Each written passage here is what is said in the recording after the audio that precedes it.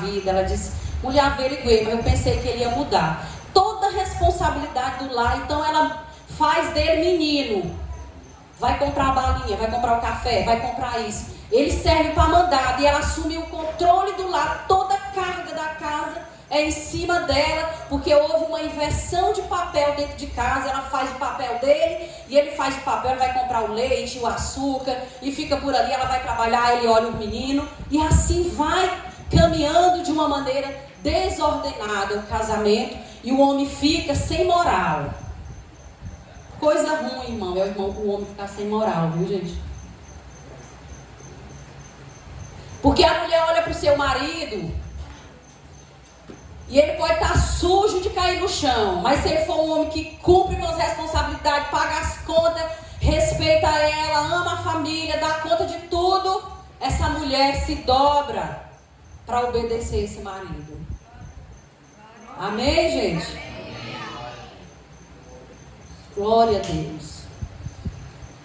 O homem, ele é o sacerdote líder do lar. Nós temos o exemplo de Jó. A Bíblia diz que Jó fazia constantes orações pelos seus filhos e sacrifícios pelos seus filhos, dando aí o entender de que era um homem que direcionava, levava a sua família a Deus através das suas orações. Nós temos também alguns exemplos de famílias que fracassaram porque o seu líder, o líder daquela família, não se direcionou a partir da voz de Deus. Nós temos um exemplo de Elimeleque. Elimeleque, o esposo de Noemi, que habitava em Belém, houve uma fome, todo mundo já conhece a história. Então ele migra para Moabe. E essa sua mudança de Belém para Moabe é uma mudança desastrosa, precipitada. Porque o homem, às vezes o homem diz assim para a mulher, meu Deus, essa mulher é muito desequilibrada. Muitas de nós ouvimos isso, não ouvimos não, gente? Essa mulher não tem equilíbrio. Mas o equilíbrio da mulher depende da postura do líder da casa. Se o homem não se posicionar, a mulher fica desequilibrada de correr no meio da rua. De tanto desequilíbrio. E Elimeleque toma uma decisão precipitada, porque houve uma fome naquela região. E ele apressadamente junta a família, junta os filhos, junta a mulher.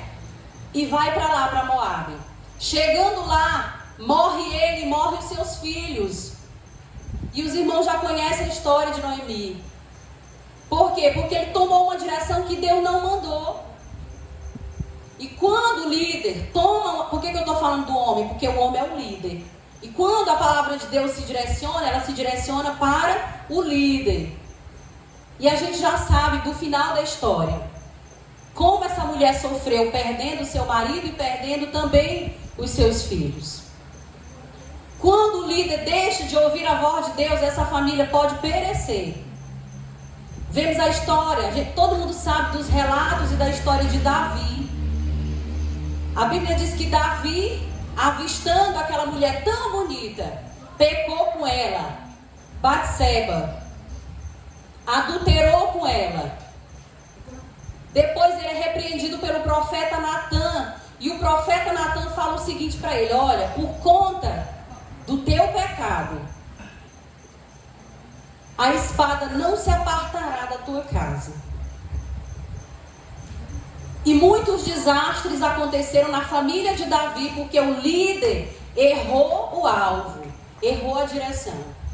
Por conta do pecado de Davi, da sua falta de direção, o seu filho, Aminon, abusa da sua filha Tamar. O seu filho, Absalão, organiza tudo para matar o pai e para tomar o seu trono. E muitos desastres aconteceram por falta desse homem que é Davi ter sido orientado para fazer as coisas de maneira correta. Amém, gente? Amém. E qual é o papel do líder? Provisão, proteção e direção. Esse é o papel do líder. E da mulher, qual é o nosso papel? É só de submissão. Gente, é muito bom, né? É só ser orientada por Ele. Por isso que ele precisa estar orientado por Deus. Porque se ele não tiver, como diz o ditado do mundo, nós fica rodada, né? Se você não for orientado por Deus, ela fica rodada. Porque nós temos um líder sobre nós. E tudo que a mulher for fazer tem que ser combinado com esse esposo. Porque às vezes também, irmãos, o homem pensa que porque ele é o líder, ele pode também fazer tudo que ele for fazer. Ele também tem que entrar em consenso com essa mulher. Não é só fazer as coisas do jeito que ele acha que tem que fazer. Amém, gente? Amém. Diz assim: como a nossa missão, nosso papel é só de edificação. Que a Bíblia vai dizer, a mulher que tem sabedoria, ela edifica o seu lar.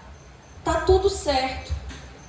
Eu tenho um marido, ele é o líder, ele me protege, ele provê aquilo que eu tenho necessidade. E eu, como esposa, qual é o meu papel? Me colocar no meu lugar, edificar o meu lar, por meio das minhas ações, das minhas orações e dos meus conselhos. Esse é o nosso papel de submissão.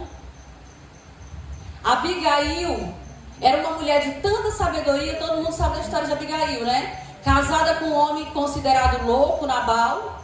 E aquela mulher é de uma diplomacia enorme.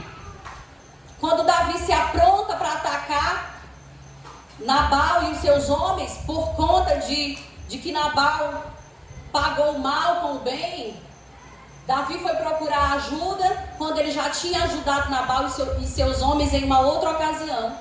E Abigail agora, ela entra no enredo dessa história e ela salva o seu marido, e ela salva a sua casa, e ela salva todos os homens de uma grande tragédia por conta da sua sabedoria.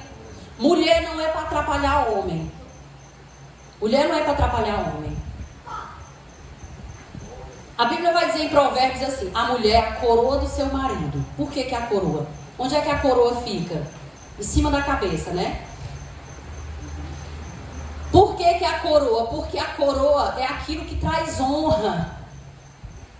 Escute só, irmão. Quando o homem é casado com uma mulher de sabedoria, todo mundo diz: ó, é a esposa do fulano. Eita, aquela mulher ali é sábia. Mas quando ele é casado com uma mulher que não tem sabedoria, todo mundo diz: ô, irmão, é gente boa, mas é casado, ó, é uma doida, né? É a esposa daquela doida. Mas quando você é sábia, todo mundo reconhece. Lá em Provérbios 31, no final daquele texto clássico, vai dizer assim: e todos os teus filhos te louvam. Os filhos reconhecem que tem dentro de casa uma mãe que tem sabedoria. E vai dizer assim: e o marido também te louva, dizendo: todas as mulheres procedem virtuosamente, mas tu és superior a todas as mulheres. Porque, irmãos, uma mulher com sabedoria, ela pode não abrir a boca para nada, mas as suas ações são louváveis. Todo mundo vê. Todo mundo vê as ações de uma mulher que tem sabedoria. Amém? Amém. Já encerrou minha participação aqui. Vamos ficar de pé. Pedir o pastor aqui só para fazer uma oração.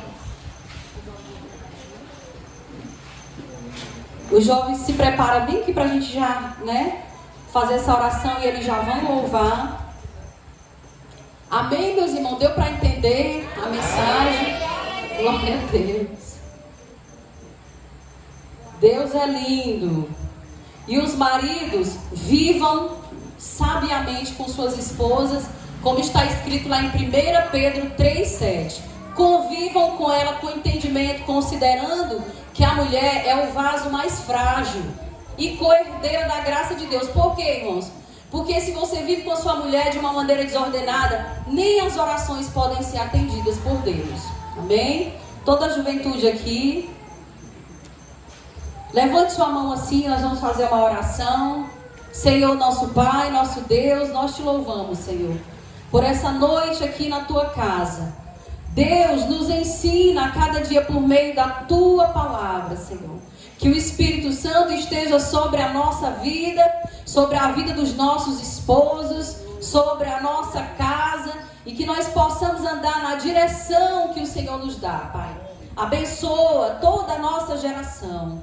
Abençoa os nossos filhos, que possam crescer em graça, Senhor, estatura, conhecimento. Abençoa toda a nossa geração. Abençoe essa igreja, Senhor. Os esposos, as esposas, os filhos. Nos dá graça, sabedoria, paciência também, para que possamos lidar com todas as adversidades que vêm para nós. E nos ajuda, Espírito Santo. Nós dependemos do Senhor. Em nome de Jesus, amém. Os jovens cumprimentam a igreja com a paz do Senhor Jesus. Amém? Amém.